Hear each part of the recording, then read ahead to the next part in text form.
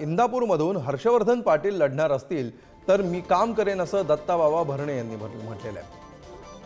जागा वाटप अद्याप झालेलं नाही, आमचे नेते योग्य तो निर्णय घेतील, भाजपच्या हर्षवर्धन पाटील यांनी ही प्रतिक्रिया दिलेली आहे। त्यामुळे इंदापूरमध्ये नेमकं काय होणार आणि कशी राजकीय समीकरणं जुळवली जाणार हे पाहणं आता महत्त्वाचं असणार आहे।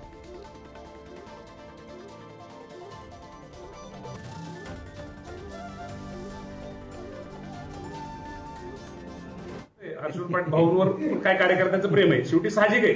हर्षवर्धन भाऊंच्या कार्यकर्त्यांना वाटतं की भाऊंना मिळालं पाहिजे, हनुमंत बाबा आमच्या पक्षाचे अध्यक्ष आहेत, त्यांना वाटतं मामाला मिळालं पाहिजे, किंवा डॉक्टरला वाटतं मामाला मिळालं पाहिजे। शेवटी प्रत्येक कार्यकर्त्याला त्याच्या नेत्याला मोठं व्हावं वाटतं, मिळावं वाटतं। त्यात हर्षवर्धन पाटलांच्या कार्यकर्त्यांचं पण काही चुकीचं नाही आणि राष्ट्रवादी काँग्रेस पक्षाच्या कार्यकर्त्यांचं पण काही चुकीचं नाही। जर हर्षवर्धन पाटलांना जर तिकीट मिळालं तर तुमची भूमिका काय? जोरात काम करणार मी त्याचं।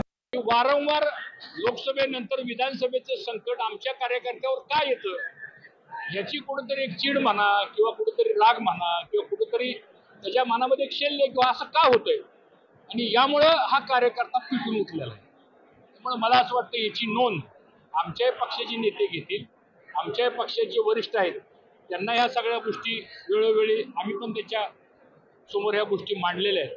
त्यामुळे साहजिक आहे, शेवटी लोकशाही आहे, जनता श्रेष्ठ आहे।